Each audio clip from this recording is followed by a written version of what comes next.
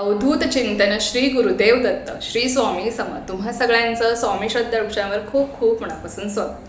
आजच्या व्हिडिओमध्ये आपण बघणार आहोत की वटपौर्णिमेला गर्भवती महिलांनी पूजा करावी का, कशी पूजा करावी, त्याचबरोबर मासिक धर्म असेल, सूतक असेल, विटाळ असेल तर काय करावे, पूजा करावी की नाही, ही संपूर्ण माहिती आपण आजच्या व्हिडिओमध्ये जाणून घेणार आहोत. तर सगळ्यात महत्त्वाचं म्हणजे बघा, पौर्णिमा ही 29 जूनला पहाटे 3:07 सुरू होणार आहे, तर ती 30 जूनला पहाटे 5:27 असणार आहे.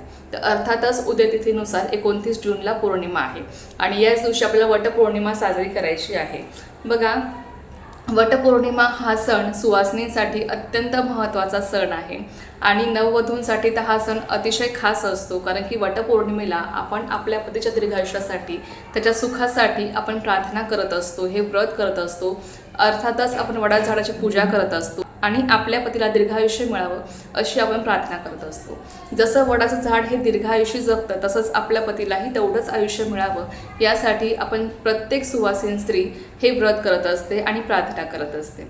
तर बघा, या मागचं महत्त्व असं आहे की सावित्रीने सत्यवानाचा प्राण या दिवशी यमराजाला संतुष्ट करून तिने आपल्या पतीचे प्राण परत आणले होते आणि ज्या झाडाखाली तिचा पती पुन्हा जिवंत झाला होता ते झाड म्हणजे वडाचे झाड होते. आणि म्हणून त्या प्रसंगाची आठवण म्हणून या दिवसापासून वटपौर्णिमा हा सण साजरा केला जातो आणि वडा झाडाची पूजा केली जाते. अर्थातच आपल्या स्वामींचंही वास्तव्य वटवृक्षाखाली असतं, त्यामुळे वटवृक्षाला अनन्यसाधारण असं महत्त्व आहे आणि त्यामुळेच आपण या दिवशी वडा झाडाची आपण पूजा करत असतो. त्याचबरोबर वडा झाडाला आपण 7 प्रदक्षिणा मारून 7ही जन्मी मला हाच पती मिळावा अशी आपण प्रार्थना करत असतो. तर असो, तर आता आपण बघूया की गर्भवती महिलांनी या दिवशी वडा झाडाची पूजा करावी का.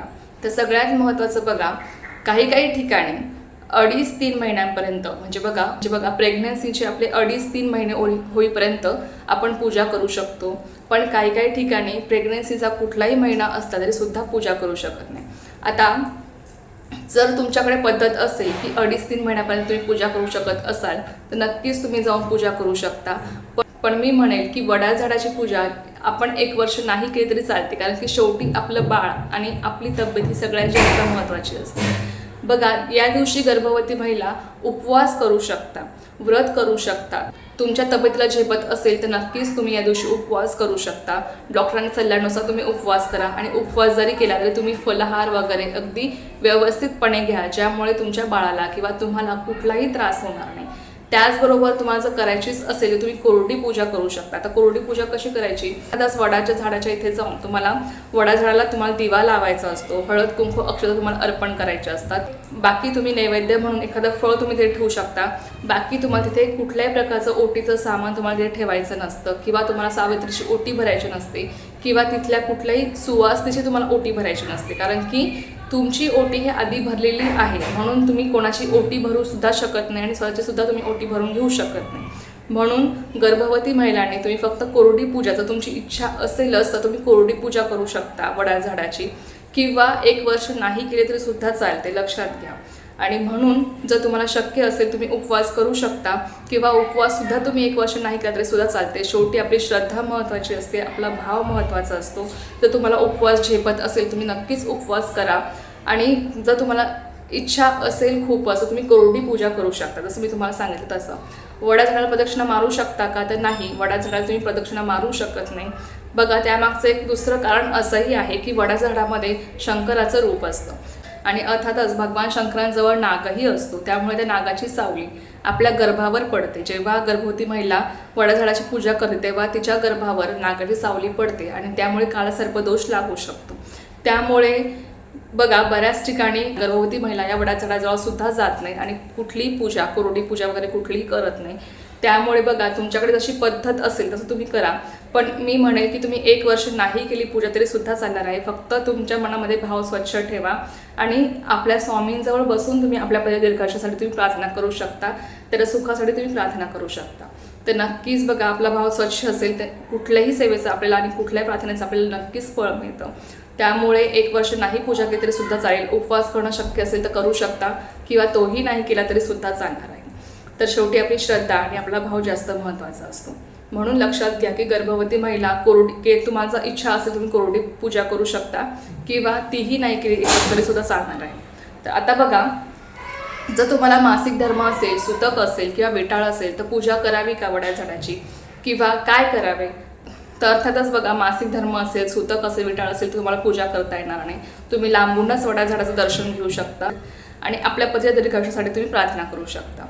किंवा जर तुमचा मासिक धर्म येऊन गेल्यानंतर काही काही ठिकाणी अशी पद्धत आहे की मासिक धर्म येऊन गेल्यानंतर तुम्ही वडा झाडाची जाऊन पूजा करू शकता. म्हणजे जेव्हा तुमचा मासिक धर्म तुमचे 5-6 दिवस होऊन जातील तेव्हा नंतर 6व्या किंवा 7व्या दिवशी तुम्ही वडा झाडाची पूजा करू शकता. बघा, तर तिथे जाऊन तुम्ही विधिवत पूजा करू शकता. बघा, तुमच्याकडे अशी कुठलीही पद्धत नसेल किंवा तुम्हाला जर मासिक धर्म असेल तर तुम्ही सुद्धा 1 वर्ष नाही केली पूजा तरी सुद्धा चालणार आहे.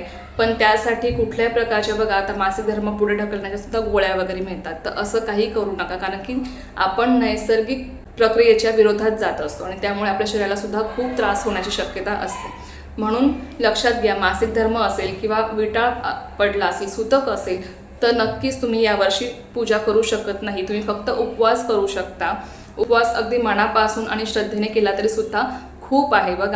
जेव्हा आपला विश्वास असतो, आपली श्रद्धा असते, आपल्या मनातला भाव स्वच्छ असतो, आपण अगदी मनापासून कुठलीही सेवा किंवा कुठलंही व्रत करतो तर अर्थात त्याचं फळ आपल्याला तेवढ्याच पटीने जास्त मिळतं. मग त्यावेळेस तुम्ही पूजा केली नाही केली तरी सुद्धा चालते.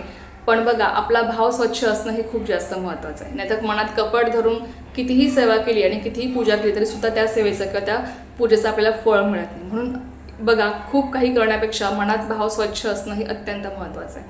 म्हणून मासिक धर्म असेल, सुतक असेल, विटाळ असेल तुम्हाला पूजा करता येणार नाही.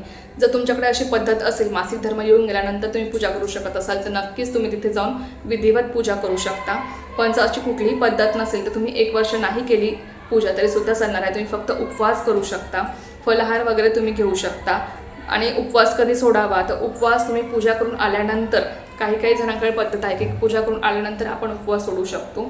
किंवा काही जण संध्याकाळी उपवास सोडतात, तर काही स्त्रिया दुसऱ्या दिवशी सकाळी उपवास सोडतात. तुमच्याकडे जशी पद्धत असेल तसं तुम्ही उपवास सोडू शकता. म्हणजे पूजा करून आल्या पण तुम्ही उपवास सोडू शकता किंवा संध्याकाळी सुद्धा सोडू शकता किंवा तुम्ही दुसऱ्या दिवशी सकाळी सुद्धा तुम्ही उपवास सोडू शकता, काहीच हरकत नाही. तर अशा पद्धतीने तुम्हाला हे जे काही नियम आहेत गर्भवती महिलांसाठी त्यांनी नक्कीच पाळायचे आहेत. त्यांनी आपल्या तब्येतीची काळजी घेऊन, आपल्या गर्भातल्या बाळाची काळजी घेऊन नक्कीच तुम्हाला हे व्रत या पद्धतीने करायचं आहे. आणि मासिक धर्म, सुतक, विटाळ असेल तर काय करावे काय नाही हे तुम्हाला समजलं असेलच. तर चला, एक अत्यंत छोटीशी पण खूप महत्त्वाची माहिती होती जी तुमच्यासोबत शेअर करायची. झालेली सेवा मी स्वामीची रुजू करते आणि आजचा व्हिडिओ इथेच थांबवतो. तुम्हाला जर माहिती आवडली असेल तर व्हिडिओला लाईक, शेअर, सबस्क्राईब करायला विसरू नका. पुन्हा भेटूया अशाच एका नवीन व्हिडिओसोबत किंवा नवीन सोबत. तोपर्यंत सर्वांना श्री स्वामी समर्थ. जय जय स्वामी समर्थ.